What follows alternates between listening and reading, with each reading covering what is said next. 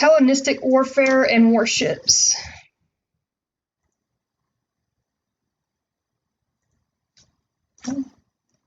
So I'm just going to begin with what is the Hellenistic period. The Hellenistic period is the period after the classical period. And to understand Hellenistic warfare, it's important to understand sort of the time frame that we're looking at.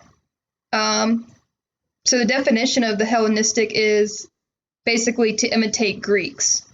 It began after the death of Alexander the Great, when he started conquering the Persian Empire and spreading to the Near East and Southwest Asia, and parts of Northern Africa. There was different, after the death of Alexander the Great, there were different Hellenistic kingdoms that emerged in Greece, Egypt, in the Middle East, and Persia.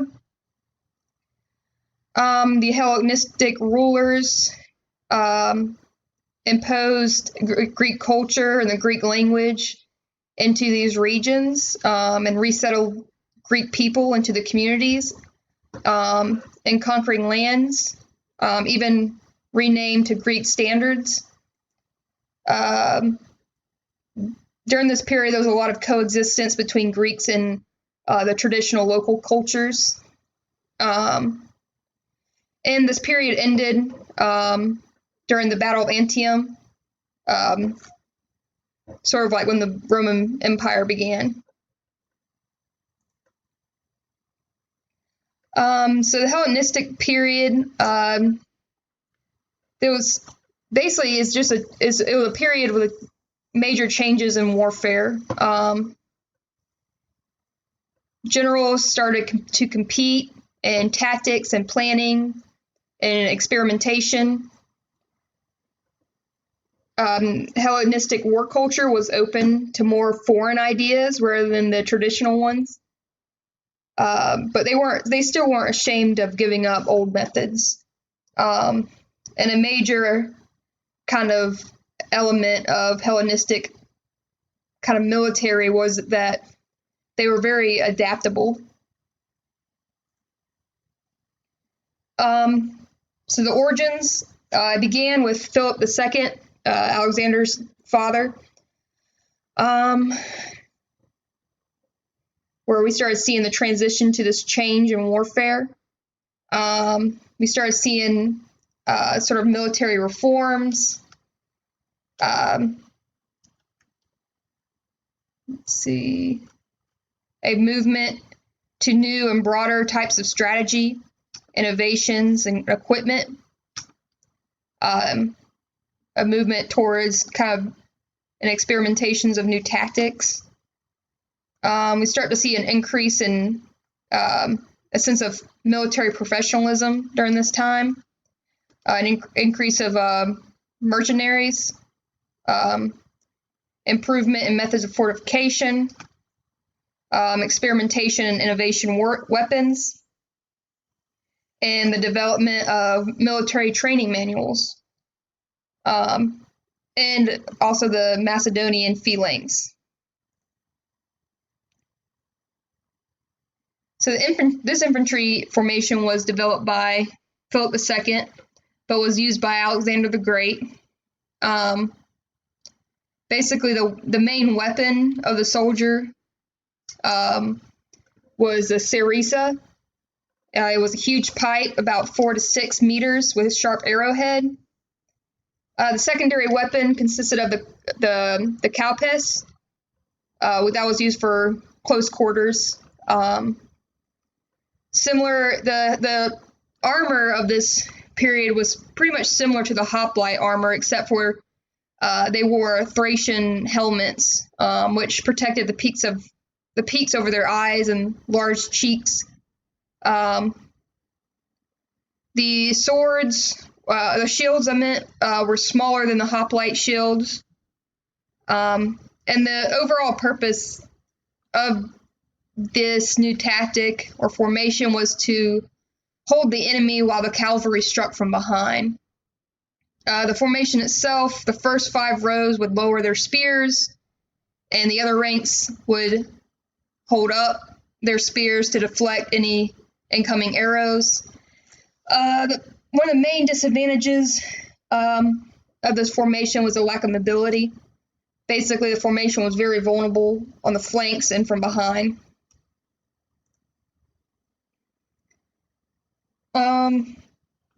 So it was, once the Hellenistic period kind of came, it kind of transitioned to the Hellenistic phoenix. It was very similar to the Macedonian phoenix. It consisted of 16 men, which was commanded by Decurion.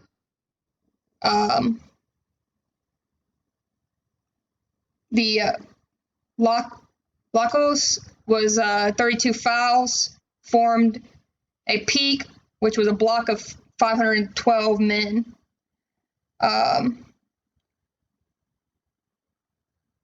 Let's see. They added 3 new types of soldiers: the hoplites, heavy armed infantrymen wearing helmets, cuirassiers, and griefs.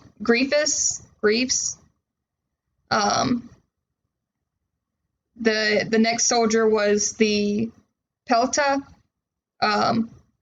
These were other regiments that carried smaller shields.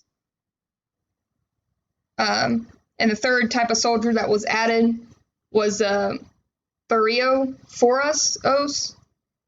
But this was not added till the 3rd century and appeared after the Italian campaigns against Pyrrhus.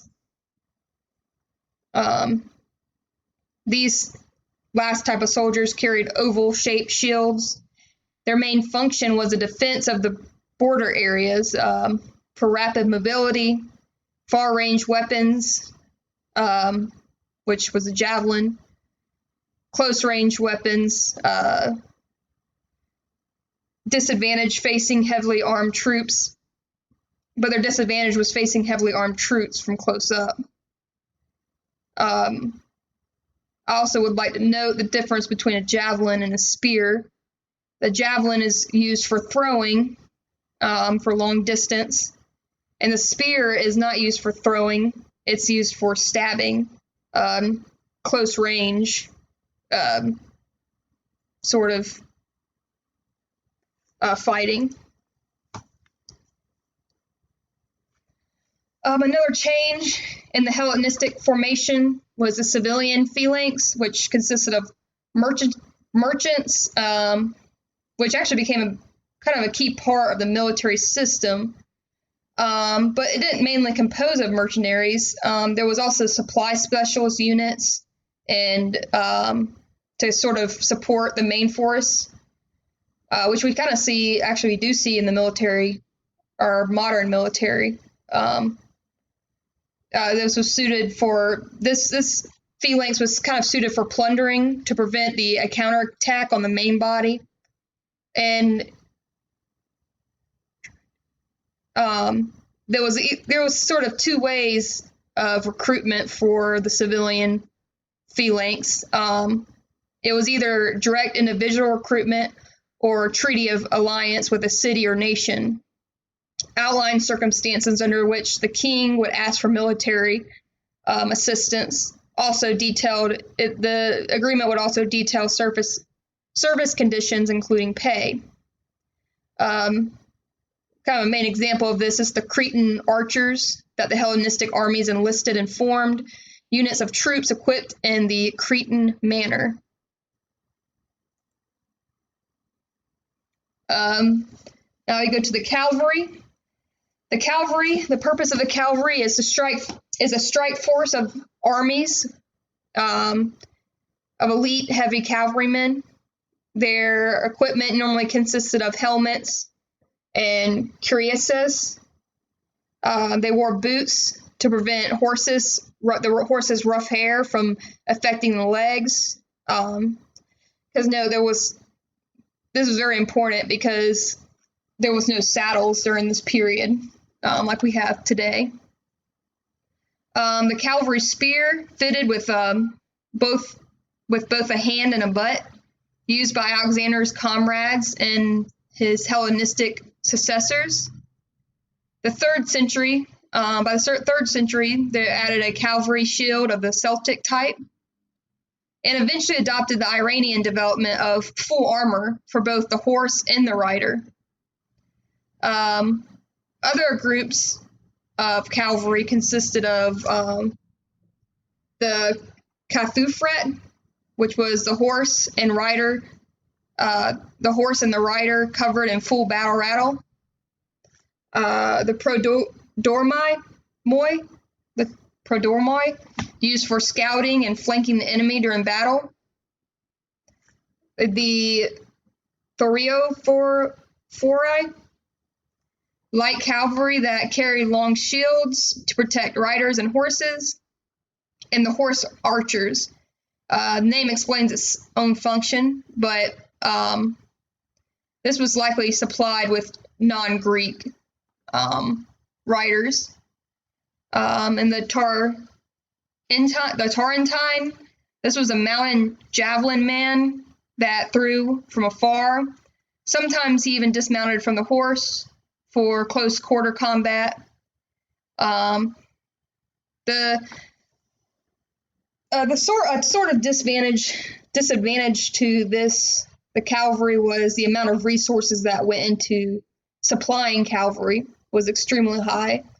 Even by the 3rd century, cavalries began to decline in both size and quality because of this. Oh, here's all the names here I forgot to bring up, just in case you want to note them. All right.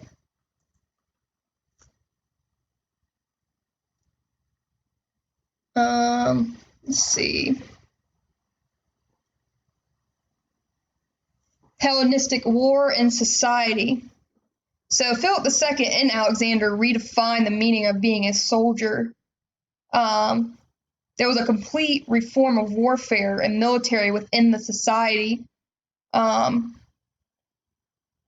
was a transfer to Hellenistic perspective and created the creation of the professional soldier, which was a paid career that was not really seen before.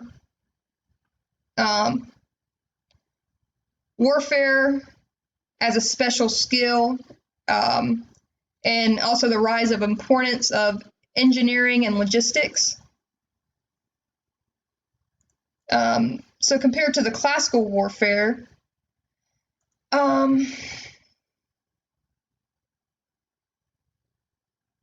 So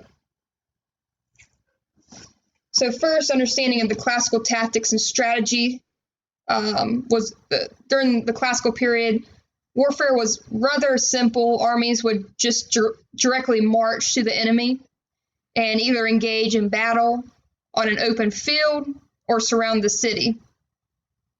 It was much smaller armies and consisted of actually a lot of regular civilians that had to buy their own equipment.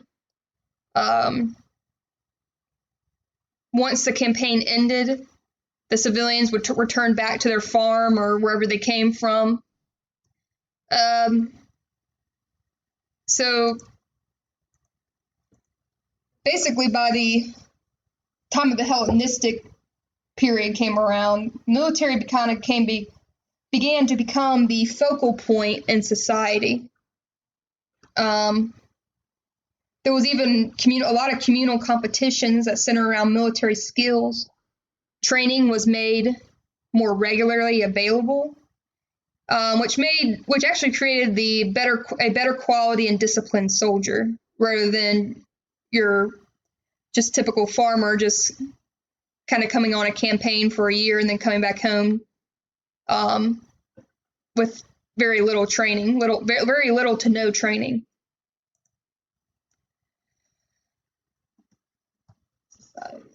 So Hellenistic military tactics and strategy,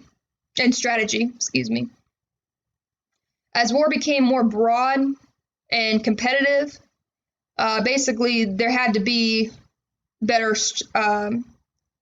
strategy, what kind of thinking, to be at the top of the to be at the top of the food chain during this period, you had to think outside the box. Exchange and the combining of difficult cultural war tactics became sort of the normal. Two examples of this comes from contact with the Celtics and the Phoenicians. The Celtics promoted an increased use of sword, possibly integrated a new type of saddle as well. The Phoenicians had a lot of experience with siege equipment and tactics, and the combining of forces, both heavy and light infantry and cavalry.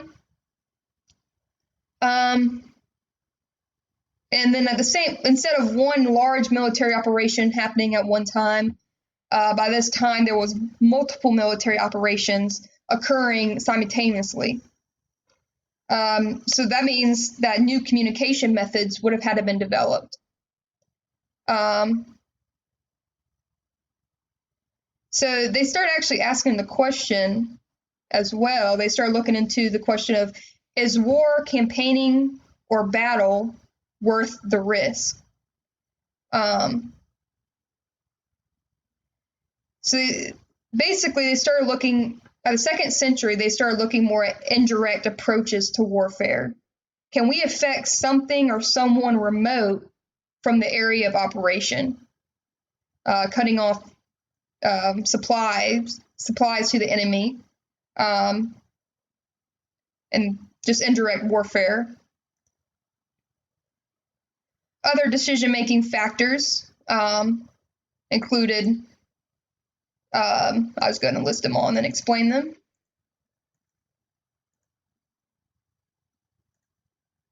The loss calculation influenced decision. So basically focusing on profit instead of revenge.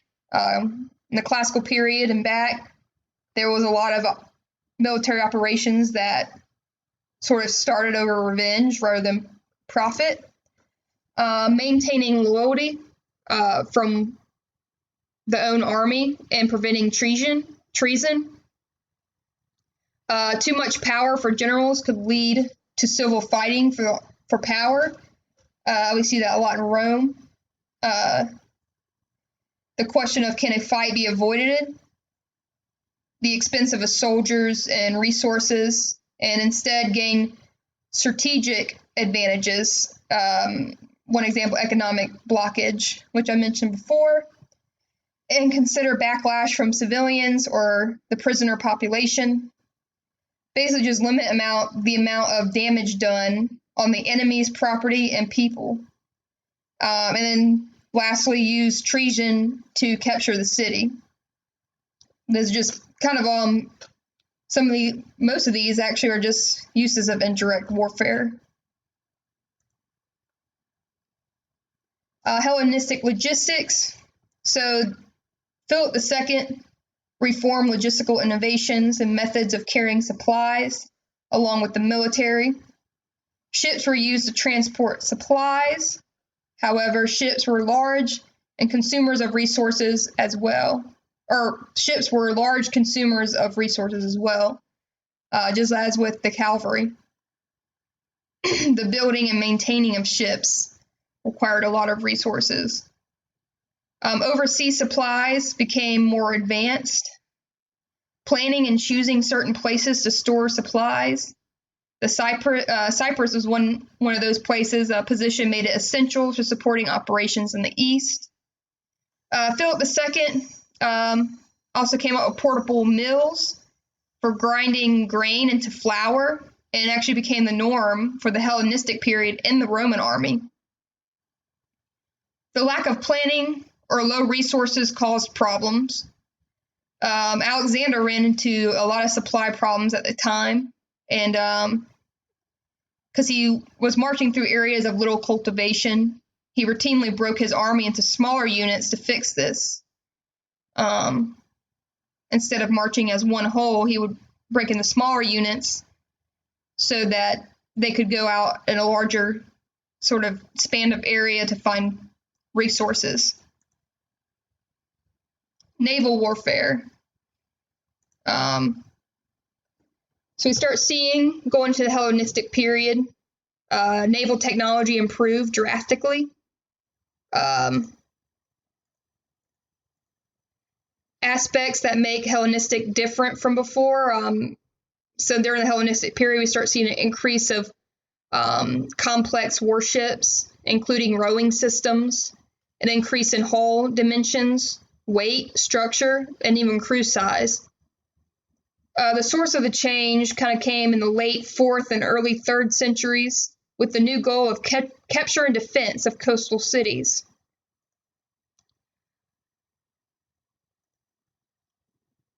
So the difference is during the classical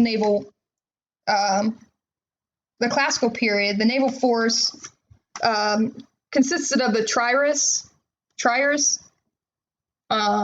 which was the warship. It was a lot smaller. The oarsmen along the side of the ship were seated at 3 levels, one above the other, and it was not really sturdy. You can kind of see the example here in the picture of the 3 levels. Here's another picture to kind of give you an idea of what it may have looked like, or what it looked like. By the time the Hellenistic period came, we start seeing actually an increase in the files rather than 3. Warships that developed in the 4th and early 3rd centuries did not add more levels of oarsmen. 3 was the max to be effective, rather increased number of files of oarsmen.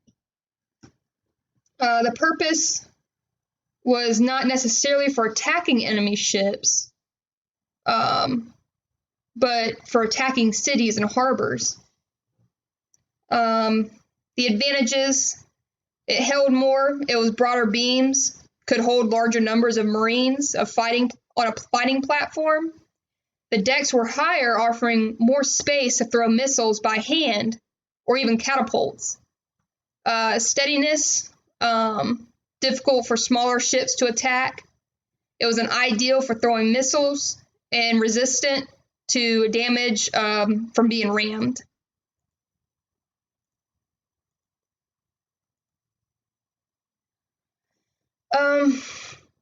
With Alexander the Great, nor his successors experienced issues controlling large naval operations. Smaller political entities did not attempt to increase to large fleets. Special operation teams were created for naval attacks on cities during this period. The coastal defense during the Hellenistic period. Improvements in coastal cities' defenses had to be done to counter the attacks from enemies. They designed city walls and harbor entrances to withstand attacks and positioned their artillery towers to provide fire along both landward and seaward approaches to gates and the weak sectors of the walls. Towers armed with catapults to hinder attacks of an enemy's naval siege unit. Note also the specialized training for working catapults and operating fighting towers would have had to take place in order to be effective. This picture here is just an example of one coastal community on the western side of Crete. You can see the different entrances here. Fortification wall, and you see the very narrow entrance coming into the harbor. And this is probably likely where some kind of chain would have been to prevent enemy ships from entering so easily. Other advantages. Spurs were used to damage enemy ships when ramming into them. Hooks used to immobilize the enemy ships so that Marines can pass from the deck, from one deck to another. And the catapults that are mentioned sort of remind me of the wall at King's Landing on the Game of Thrones, when they're aiming at the dragon. Just kind of give you an idea, a little bit of an idea. We also start seeing a development of an engineer corps. Engineers needed to be needed for development advancements. They needed skilled engineers. They needed the resources. They needed to carry out experiments, observations, and create new designs. Development during the Hellenistic age took off, particularly after Alexander, especially of naval technology. Battles were actually the perfect place to test these new weapons and technology. Even Philip II, during his period, was the first use of the first Torsen catapult and large mobile siege towers. And by the time of Dionysus, there were handheld catapults. Of course, with warfare, there comes casualties and deaths. It's just a thing you got to consider when studying warfare, is the amount of casualties and death that were involved by not only the soldiers but also civilians. They were both prone to being injured or killed. The improvements in assaulting cities led to this. Missiles, storming parties, all this led to an increase in injury and death in both civilian and soldiers alike. The naval casualties actually increased as well. Storms could wipe out an entire ships or fleets, and even lead to thousands of deaths. We start seeing the treatment of the wounded change a little bit. They start actually being able to treat some battle injuries, but still could not stop massive bleeding. The lack of knowledge allowed infections to run normal course. They thought it was natural.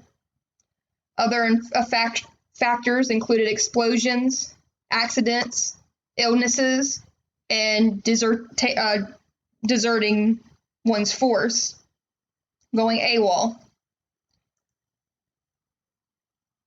We also start seeing a change in ethics as well during the Hellenistic period. The treatment of prisoners became very culturally bound. Rules of war were established during this period, and by the 4th century, Greeks became very against barbaric activities, which included the massacre of women and children. And now there started becoming better treatment of Greek prisoners. Note, I mentioned Greek prisoners versus non-Greek prisoners. Greek prisoners started to be treated a little bit better than before. I wouldn't say the same about non-Greeks. However, there were still some incidents of they were capable of cruelty against Greeks.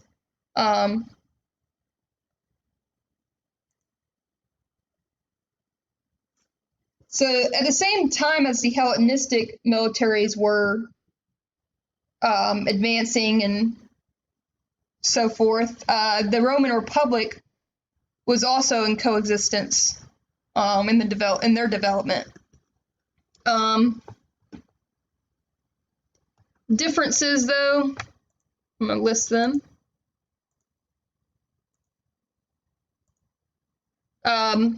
Roman generals did not fight personally like the Greek generals did, but it actually extended their lives and value to the state. So the Roman general would actually have been more experienced because they weren't fighting in the front lines and dying as often as the Greek generals. A function of a system that rewarded military success, both socially and economically. Followed organized ritual calendar, which also included war elements. They understood the psychological effect brutality had and took advantage of that during war.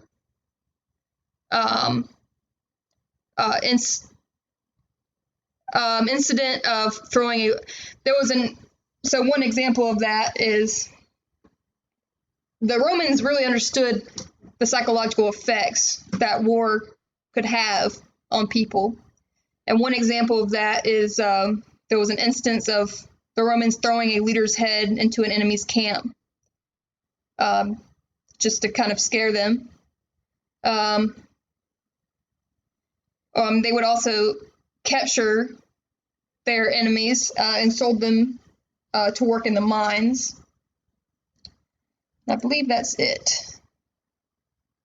Oh, there's just the works cited. If any of you are interested in pausing and looking at that. And thank you.